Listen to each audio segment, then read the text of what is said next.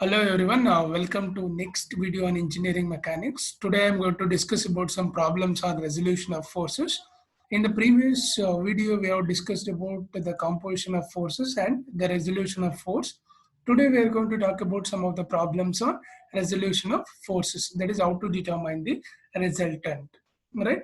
Before going to solve the problems, some of the basic sign conventions I am going to follow throughout the engineering mechanics problem. Here it is. That is, I am going to consider the force which is moving along the upward direction as a positive force, and if the force which is moving along the rightward direction will be considered as positive force. And the same way, if the force which is moving towards the downward direction and if the force is moving towards the leftward direction will be considered as negative force. Same way for the moment, if the moment is a clockwise moment, then it should be considered as positive moment. If it is an anti-clockwise moment, will be considered as negative moment. So therefore, if the force which is moving along the upward direction as well as if the force moving along the rightward direction will be considered as positive, along with the clockwise movement should be considered as positive. The same way, if the force is moving towards the leftward direction and if the force is moving towards the downward direction and if the moment is the anti-clockwise moment, then it should be considered as the negative sign. Okay, so this is the sign convention I'm going to follow. Let me look at the first problem. What is first problem? Says four forces act on a bolt at point A as shown in figure. Determine the resultant of the forces on the bolt. Here you see they have given that at in a bolt at point A, there are four forces are acting: F1, F2, F3 as well as F4. They're asking us to determine what is the resultant of the force. First thing we have to know, to determine the resultant of the force, we have to calculate what is the magnitude and what is the direction of the resultant. If we calculate the magnitude and the direction of the resultant, then we can easily represent the what is the resultant and where it is acting. So to determine the magnitude of the resultant, we know that that is R equal to square root of summation of f of x square plus summation of f of y square. So it is important for us to calculate the magnitude of the resultant by calculating summation of all the forces acting along x direction and all the forces acting along the y direction. So I want to calculate what is the horizontal component and what is the vertical component net effect caused in the system. So to calculate what is the horizontal component along the x direction, first thing I want to do, I want to resolve all the inclined forces into horizontal and vertical component. If it is a direct vertical force, then there is no problem. If there is a force which is directly acting along the x direction, then there is no problem. But if the forces which are acting inclined, not exactly to vertical or horizontal, then we have to resolve the force into its horizontal component as well as vertical component. So what I'm going to do, I'm going to divide or I'm going to resolve the inclined forces into its horizontal and vertical component. For first force, that is F1, it is an inclined force which is making an angle 30 degree with respect to horizontal. So if I resolve the force horizontally and if I resolve the force vertically, it will appear like this. So what is the horizontal component of F1? The horizontal component of F1 will be, because the theta is making an angle with respect to horizontal, it should be equal to F1 cos 30 degree, and the vertical component is F1 sin 30 degree. Here you see for the first force F1 cos 30 and F1 sin 30. Same way in the second force, the force which is making an angle theta with respect to vertical. When the force which makes an angle theta, that is with respect to vertical, then the horizontal component of the force will be equal to sine theta and the vertical component equal to cos theta. So for the second force, the vertical component is F2 cos 20 degree. Horizontal component is F2 sin 20 degree. Same way for the third force, it is directly a vertical force, so no need to resolve the force. And for the fourth force, that is F4 force, which is making an angle 15 degree with respect to horizontal. So if I resolve this particular force, then the horizontal component will be equal to F4 cos theta, because theta is making with respect to horizontal axis, and the vertical component will be equal to F4 sin theta. So if you look at this particular diagram, here you see all the four forces which is having the first force F1, which is acting along the, which is making an angle 30 degree with respect to horizontal, so it is equal to F1 cos theta, and it is F1 sin theta. Here the F2 force which is making an angle theta with respect to vertical, so the vertical component is F2 cos theta and horizontal component is F2 sin theta. Same way for F4 force, which is making an angle theta with respect to horizontal. So the horizontal component is cos theta and vertical component is sin theta. So next what I have to do, I want to get summation of f of x and f of y. While taking summation of f of x and f of y, the sign convention I have to use. What is the sign convention we have taken? We have taken the sign convention as the rightward force will be positive force and the leftward force will be negative force. The upward force will be positive force and the downward force will be negative force. So therefore, f of x equal to all the horizontal components, that is first one is due to first force F1 force 150 cos 30 degree, which is acting towards the rightward direction, so it is positive. Second one F2 is 80 Newton, which is acting towards the leftward direction, so it is minus 80. And why it is sine? Because the theta is making with respect to vertical, so horizontal component is sine theta, so minus 80 sine 20 degree plus 100 cos 15 degree, that is the fourth force which is making an angle 15 degree with respect to horizontal. So therefore summation of f of x will be 199.13 Newton. Same way if you resolve summation of f of y, that is the first vertical force due to F1, that is 150 sine 30 degree. Second one F2, that is 80 cos 20 degree, and the third one there is an inclined force of 110 Newton which is acting downward, so it should be minus 110 degree, and the fourth one which is also acting towards downward, so minus 100 sine 15 degree. So summation of f of y we will get 14.29 degree.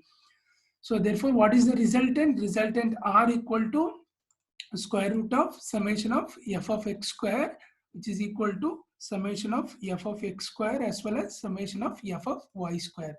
If you done summation of f of x square plus summation of f of y square along with the resultant, then we will get r equal to 199.28 Newton. So this is the r equal to 199.82 Newton is the magnitude of the force. Same way to determine the direction, that is tan theta equal to summation of f of y by summation of f of x. So to determine the direction of the force theta, which is equal to tan inverse of summation of f of y by summation of f of x, which gives a result of 4.6 degree. So the theta, the direction of the theta is 4.6 degree. Now how to represent this resultant? Here you see the summation of f of x, we get the positive value. Summation of f of y also we got the positive value. So where can we expect the resultant? We can expect the resultant in the first quadrant, because summation of f of y is also positive and it is an upward force, as well as summation of f of x, it is horizontal force which is also positive. So when both are positive, the resultant is along the first quadrant and which is making an angle of theta, that is which is equal to 4.6 degree. So this is how we can determine what is the resultant of the particular system. Okay, next if I move on to the next problem. Here you see a system of forces are acting at the corners of the rectangular block as shown in figure. Determine the magnitude and direction of the resultant force. Here they have given a rectangular box. In a rectangular box, there are four forces which are acting at the corner. One is at 15 kilonewton which is acting downwards, a 25 kilonewton which is acting rightward, and a 35 kilonewton which is acting downward, and 20 kilonewton which is acting leftward. So we know that to determine the resultant force, first the magnitude of the resultant when we calculated by using square root of summation of h square plus summation of v square. So to get summation of h, so we have to look for what are the horizontal forces which are in a system. Here you see in this particular system there is no inclined force, so no need to resolve any of the force. Only when there is an inclined force, then we have to resolve into horizontal component and vertical component. Because of there is no inclined force, so I'm directly considering what are the horizontal forces. That is 25 kilonewton force which is moving towards the rightward direction, so it is positive 25 minus 20 kilonewton. 20 kilonewton is acting towards the leftward direction, so it is minus 20 kilonewton, so which will equal to 5 kilonewton. Same way for the vertical force, here you see the 50 kilonewton which is acting downward, so it will be minus 50 plus the 35 kilonewton is also acting downward, so it is also equal to minus 35 kilonewton. So the vertical force, the summation of all the vertical force will be minus 85 kilonewton. So if you obtain the resultant, that is R, which is equal to square root of summation of H square plus summation of V square, will get a resultant magnitude as 85.19 kilonewton. And to determine the direction, that is tan theta, which is equal to summation of f of y by summation of f of x. So theta, it won't be a negative value, so I am neglecting the negative sign. So I am going to calculate theta, which is equal to 86.6 degree. Here you see, while representing the resultant, we came to know that the summation of H is positive, the force which is moving along the rightward direction, but the summation of V is negative, which means that the force is moving towards the downward direction. So therefore, what will happen for a resultant? Resultant will appear in a fourth quadrant. When the resultant appear in a fourth quadrant, the direction we have given as 86.6 degree. So here the 86.6 degree is from here to here. That is 86.6 degree. But we know that the resultant is acting along the fourth quadrant. So what is the total angle if we are considered from the clockwise direction? That is from throughout the force, which will be equal to this angle. So what this angle? This angle should be equal to 360 minus total angle is 360 degree. Out of 360 degree, how much we want to deduct? We want to deduct 86.6 degrees. So it will be get 273.4 degree. 273.4 degree is the direction of the resultant, where it will be appear in a fourth quadrant. So make sure that while representing the resultant, we should consider summation of H and summation of V. Then we are going to determine on which quadrant the resultant is going to appear. Okay, next one. That is the third problem. Here the forces 20 Newton, 30 Newton, 40 Newton, 50 Newton and 60 Newton are acting at one of the angular points. One of the angular points of a regular hexagon. They are mentioning it is a regular hexagon towards the other 5 angular points taken in order. So find the magnitude and direction of the resultant force. Here you see there are 2 key points we have to highlight. That is, one is it is a regular hexagon. When we see it is a regular hexagon, make sure that all the sides and the internal angle of the particular sides of a hexagon will be same. That is, the angle from here to here will be same. Same way, the angle from here to here will be same. The angle from here to here will be same. All the angles as well as the sides. Which is the sides? This is the side, this is the side, and this is the side. All the angular sides should be same. Then it should be considered as a regular hexagon. Okay. So what they are asking us to calculate, find the magnitude and direction of the resultant force. So one thing we have to consider here is it is a regular hexagon and one of the angular points acting at one of the angular points of a regular hexagon towards the other 5 angular points. So total how many angular points are there? 1, 2, 3, 4, 5, 6. So 6 angular points are there. Here one angular point which is acting towards the other 5 angular points, and the magnitude as they are given 20 Newton, 30 Newton, 40 Newton, 50 Newton and 60 Newton. So to determine the resultant of the particular system, first we have to go for determining the magnitude of the resultant force. That is R equal to square root of summation of H square plus summation of V square. Same way, take here you see 1, 2, 3, 4. There are 4 forces. They are inclined forces. So we have to resolve the force, and one is a directly horizontal force, that is 20 Newton. So here the angle is 0 degree. 0 degree. for the particular straight line. So we can consider the cos 0 degree, or we can directly write it as 20 Newton, no problem. Cos 0 is 1. So 20 plus 30 Newton, which is acting at an angle of 30 degree with respect to horizontal. So it will be equal to, the horizontal component is 30 cos 30 degree. For a second force, that is 40 Newton, which is making an angle totally 60 degree with respect to horizontal. So this total angle is 60 degree. This particular force, which is making an angle of 60 degree with respect to horizontal, one is 30 from here to here, another 30 from here to here. So totally 60 degree with respect to horizontal. Therefore, it will be 40 cos 60 degree, and the horizontal component is acting along the rightward direction. So it will be positive, plus 50 cos 90 degree. The total angle here, it will be 90 degree for the 50 Newton force, and it's also acting exactly horizontal and rightward direction. So it will be also positive. Same way, 60 Newton, which is acting, the 60 Newton which is acting in an inclined direction, this direction. So what is the resultant? Resultant will be along this direction and along this direction. So which will be equal to minus 60 cos 120 degree. So it will be minus 60 cos 120 degree. What is 120 degree? It is from here to here. So therefore, the horizontal component will obtain as 36 Newton. When you resolve all the forces vertically also, what we will get? We will get here, you see all the vertical components, that is 20 sine 0. Sine 0 is 0. So therefore, we can directly write it as 0 plus 30 sine 30 degree, because the 30 degree which is making an angle with respect to horizontal. So the vertical component will be equal to the sine theta, and for this one, which will be 40 sine 60 degree, this one which will be 50 sine 90 degree, and here it is this inclined force, which is, when we resolve, it will move leftward, so that will be negative, and this will be positive force because it is an upward force. So plus 60 sine 120 degree will get 151.6 Newton. So after taking the square root, we will get the magnitude of the resultant as 155.8 Newton. And to determine the direction, we know tan theta equal to summation of V by summation of H.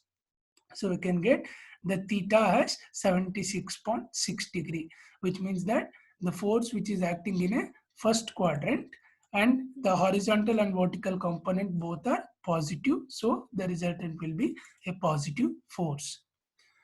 Next one, you see the fourth problem. What fourth problem says? The fourth problem says that the following are the forces which are acting at a point. First one, they given 20 Newton inclined at 30 degree towards north of east, which means that it is moving from east to north, which by making an angle 30 degree, and 25 Newton towards the north. It's also sometimes called as due north. Due means, when the force which is exactly act on a particular axis of the direction, it will be called as a due. So 25 Newton due north, we can also call it as due north, and 30 Newton towards the northeast, which means that the force which is acting from west to north by making an angle of 45 degree, and the 35 Newton which is making an angle 40 degree with respect to south of east. So it is moving from west to south. So determine all the resultant force. To determine the resultant force, we have to go for horizontal component and vertical component. Here you see the first horizontal component we have taken as the 20 Newton, which is making an angle theta with respect to horizontal. So 20 cos 30 degree. There is no horizontal component due to this force. So another one is, that is, we can also take it as 90 degrees. So cos of 90 equal to 0. So 25 cos 90 will be 0. And 30 Newton, which is acting with an angle of 135 degree from here. So or else we can also take it as 30 Newton, which is acting at an angle of 45 degree with respect to horizontal. So horizontal component will be a minus 30 cos 45, or we can, they have take it as 135 degrees, so no problem. So, and the fourth one, which is also a minus 35 cos 220 degree, or we can take it as minus 35 cos 40 degree. Here I have made a mistake. I have written the plus sign, but it is a minus sign. You can see here minus 30 cos 135 also you can write, or we can also directly write it as 45 degree. So here also 35, which is making an angle 220 degree from here, or we can also write it as minus 35 cos 40 degree. So we'll get the same answer, that is minus 30.7. Same way for the vertical force, which is equal to 20 sine 30 degree, which is acting with respect to horizontal. So the vertical component is the sine theta plus 25 Newton, which is acting along vertical direction with an angle of 90 degrees. Sine 90 is 1. So we can directly write it as 25 plus 30 Newton, which is making an angle of 135 from this particular east point, or 45 degree from the west. So we can consider this also as 30 sine 45 degree, no problem. Or we can consider plus 30 sine 135 degree, plus the last one 35 Newton, which will be a plus 35 sine 220 degree, or we can consider it as minus 35 sine 40 degree, because theta is making an angle 40 degree with respect to horizontal. The vertical component will be 35 sine 40 degree. We can consider this as a minus 35 sine 40 degree. We can consider in that way also, no problem, right? So, and the answer will be the same. So we'll get the summation of all the forces which are acting vertical will be equal to 33.7 Newton. So therefore, R will be 45.6 Newton. And also to determine the theta, that is the direction of the resultant, we can go for, we can directly go for summation of H and summation of V. So summation of V by summation of H, we will get an angle of 47.7 degree. So to represent the resultant, what we have to do, we have to look at the summation of H and summation of V. Summation of H is negative. So summation of H is negative, so which means that it is moving towards leftward direction, and summation of V is positive, so it is moving towards the upward direction, and therefore the theta, the resultant, which is making an angle 47.7 degree with respect to horizontal, right? So which will be represented like this in a second quadrant. Okay, this is how we can, here the mistake I have done, that is here to consider the 30 Newton, I can directly take it as from the west direction. So with respect to horizontal axis as minus 30. Why it is minus 30? Because this 30 Newton is moving towards the leftward direction when I resolve. So it will be equal to minus 30 cos 45 degree. That also we can consider easily, no problem. Fine. Next one, we'll move on to next problem, that is the problem number 5, which says that the post is to be pulled out of the ground using two ropes A and B. There is a wall post which has been, there's a post which has been driven to the ground, where it has been locked with the two ropes, and it has to pull by two ropes. One is A and another one is B. The rope is subjected to 600 Newton force, and it is directed 60 degree with respect to horizontal. If the resultant force of the post is to be 1200 Newton, and they are acting vertically upward, here you see they are already given the resultant. The resultant force which is acting on the post will be 1200 Newton, and it is acting vertically upward. So what they want, they already given the resultant, they want an unknown force, that is determine the force T in the rope B corresponding to angle theta. That is here a post has been driven, post has been pulled out, post has been pulled out from the ground by using two ropes A and B. In A, they are providing around 600 Newton tension, and B, they are providing some amount of tension. They don't know how much it is. So we have to calculate what is the amount of tension, but they know that the total resultant they are going to provide to lift this pull, this particular post, it is 1200 Newton, and it is completely acting vertical. So there is no horizontal question of horizontal force. When the resultant is having completely vertical, therefore the horizontal force will be 0. So summation of H will be 0. All the resultant which is acting along vertical, so summation of V will be equal to R.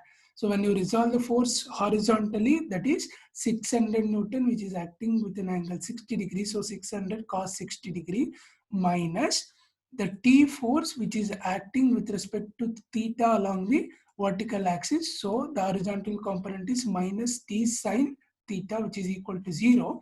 Then we'll get an equation T sine theta equal to 600 cos 60. Same way we know that summation of V, that is the vertical component, is equal to the resultant force. So summation of V equal to R.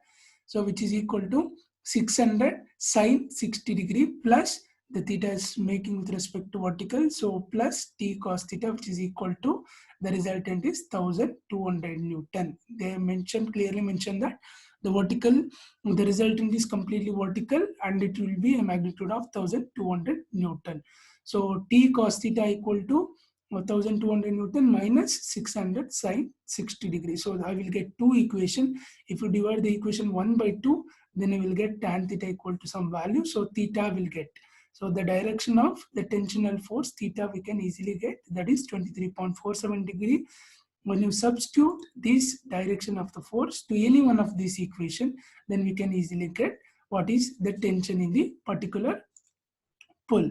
So what is the amount of tension we have to apply in a rope B to lift the pull vertically? So that is equal to 743.58 Newton. Thank you.